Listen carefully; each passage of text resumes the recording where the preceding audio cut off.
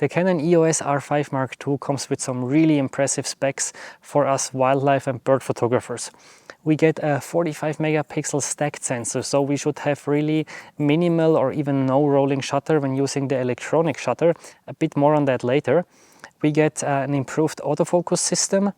We get up to 30 frames per second and Precapture in RAW. Many other improvements about the video feature and so on.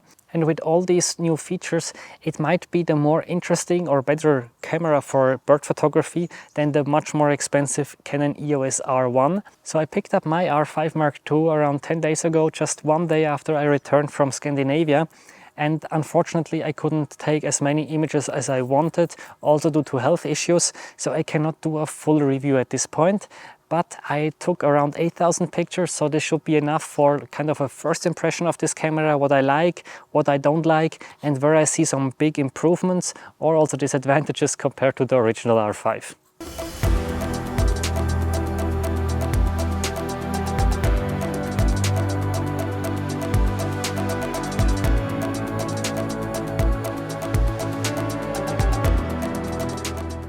So the body feels very familiar, which is a good thing. You don't have to rethink every button, but there are also some noticeable differences. The most noticeable, I would say, is the off-on switch that is now located here on the right-hand side. And overall, I really like that because I can more quickly and easily turn it on and off. When having a big super telephoto lens, I can just do this with one hand and I don't need to let go of the lens and do it here. One consequence that I don't like so much is that the photo-video switch is now on the left side, because this just means I cannot easily change this anymore. I'm not sure what would have been the best solution here if, like, instead of the lock position we would have the video position and where we have the on is the photo. I'm not sure, but maybe I will also get used to it. I don't think it's the best setup if you do a lot of hybrid shooting with big telephoto lenses. Another very obvious change is the viewfinder. That is much bigger. However, it's only bigger from the outside because it has this eye detection from the R3 for the eye control AF. If you look through the viewfinder, the magnification is actually still at 0.76, just like the original R5, and it still has the same 5.76 million dots. However, I found like the image was bigger and more contrasty, even though it should be the same size. But I was okay with the viewfinder, but I would still have hope for a really bigger viewfinder, such as we see it in some Nikon and Sony cameras, and also in the R1, by the way. The display is also the same size and resolution. I heard some people saying that it has more contrast. To be honest, I just shot most of the time through the viewfinder so far, so I cannot say too much about that. What I was a tiny bit disappointed is that it's the same mechanism. I like that I can flip it out like that. You cannot do this with a Nikon Z8 or Z9, and it's great for filming myself. However, if I take pictures of waterfowl or something, and I have the camera like this, it's not an ideal position because it's already slightly tilted and it's not on the optical axis. So it just makes it harder to spot the birds and also to follow the birds. And I would have preferred a design such as Sony implemented it in recent cameras, where you basically have the best of both worlds. Otherwise, on the left side, we have here a full HDMI port, which I already used today a bit to record my viewfinder. That's definitely welcome. And on top, we have this new hot shoe. I removed the protection today for the viewfinder recording, and so far I'm not super happy about this protection with this security mechanism. I found it a bit tricky to get in and out, but we will see if I get used to that. On the right side, we still have a CF Express and SD card slot, unfortunately. I personally would have wished for 2 CF Express cards because it's just faster and I can then write redundant. At the moment, I don't do that because the buffer would suffer too much. Down here we have a new battery. It's the LPE6P, and I highly recommend buying 2 or 3 of these. At the moment I have 2. The third one is should be shipping soon, hopefully. I ordered it already.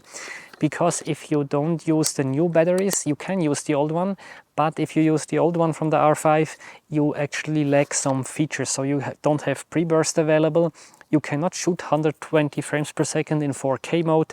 You cannot shoot photo and video at the same time, and the list goes on. So I would invest a bit of money and get these. I put an affiliate link down in the video description. If you buy over this link, you don't pay a cent more, but you just support my channel and my need for batteries. I have a good first impression of the battery. I was surprised how long it was lasting, because I was having the pre-burst active like 80% of the time, and I still got I think the first time around 4,000 pictures and the second time around 3,500 pictures, and I was not even close to having the battery completely empty.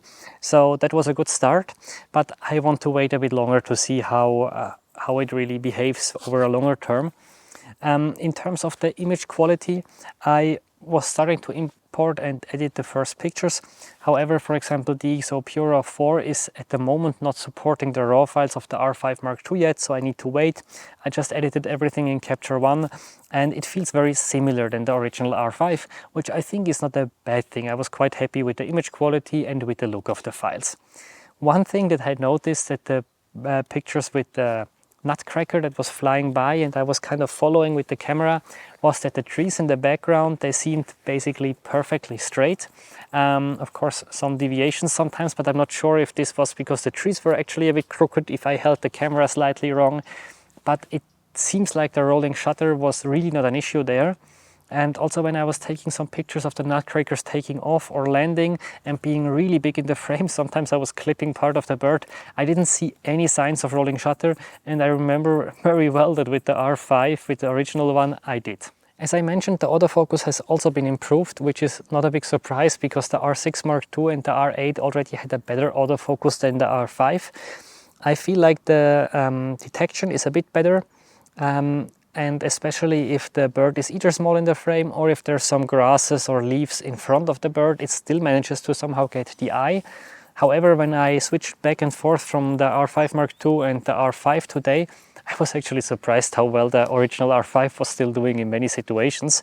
But where I really felt a difference was that it was somehow stickier, or if the bird took off and was starting to fly towards me, the R5 Mark II was doing a much better job to keep it sharp. I felt with the R5, with the original, I had more blurry shots. So here I definitely saw an improvement.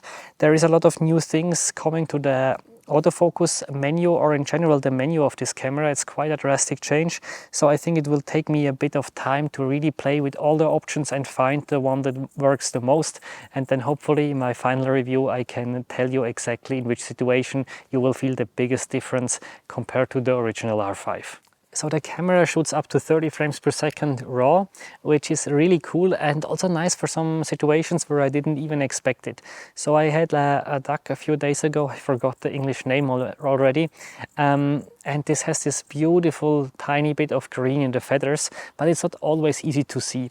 And then the duck was starting to stretch and shake itself, and I just took a quick burst with 30 frames per second, and only in very few images we saw the green part nicely, and there was really one image where we saw the most of it. So in these situations, even though you think maybe 20 frames per second is enough, it was great to have an extra frame rate. What I really learned to love was the pre-burst, and actually this was the biggest difference I felt today when switching back and forth from the R5 Mark II and the R5, because with the R5, if the nutcracker was taking off, by the time I reacted, and there is also a small delay in the camera until it takes the picture, it was usually already a bit too late. I missed the nicest moment. Here the pre-burst at 30 frames per second, I have half a second of pre-burst, is just amazing. It was enough for basically all the situations, and it works very well. One thing that I would criticize with the pre-burst is that you cannot put it on one button, so I cannot just press one button to activate and deactivate it. I need to go to the menu, so I can put it to the My menu. What I did at the moment is like I put it to one of the individual or custom shooting modes, how they are called, the C1, C2, C3, and one of them I have with pre-burst, one without pre-burst, and then I can, with the press of one button, switch back and forth between these. I hope Canon can maybe still add this via firmware, because I think it would be quite an easy fix. And I also used the preburst not only for birds taking off, but also for if a bird was just calling or singing, but not constantly, but just doing it once. So I was focusing on the bird, but not taking pictures because nothing was happening. And then suddenly it was starting to sing. I took a few shots, and without preburst, I would have missed the nice moment with the beak open. And like this, I managed to capture the moment. You might be wondering how long the buffer lasts before you basically hit this limit with the R5 Mark II. I didn't hit it today, so that's good. But I want to wait for a final test because I ordered 2 new memory cards, and I really want to test it with different cards to be sure that this is not the kind of limiting factor, and then make a proper comparison with the R5 Mark II and the R5 with several cards, so that I can maybe also give you a recommendation if it's worth spending more money for a faster card, or if maybe an intermediate fast card is enough. The R5 Mark II also has a slightly better rated IBIS. So far I didn't feel a big difference, but I was also shooting with only 2 lenses. So what I want to do is really do a proper testing with several different lenses, telephoto, prime and wide angle and intermediate zoom lenses before I make a definite conclusion here. Otherwise, there's a lot of video features in this camera.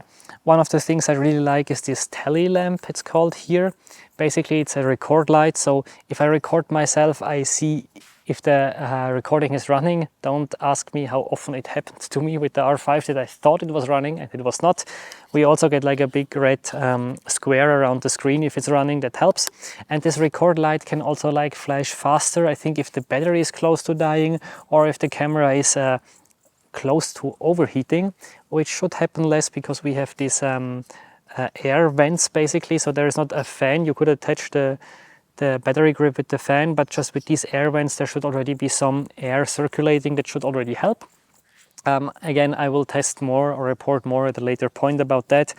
What I really like is we get 120 frames per second 4K with sound finally, and also in a kind of a format or codec that uses less space than it did on the original R5. There's plenty of other things to tell about the video of the camera, video features, but I will wait a bit with this because we also have pre-shooting in video, for example. I will also wait for that for the final video, and then hopefully I can also share some of my favorite settings for taking videos with your R5 Mark II. So overall, I have a really good first impression of the camera. It feels like it does 90% of the small things that I was still criticizing with the original R5. There are still some things that are a bit annoying and I wish they would be different. Sometimes it's things that could be fixed by firmware. I hope this video was already a bit helpful for you to maybe decide if you want to pick up an R5 Mark II. Again, I put the affiliate links down below if you want to support my channel.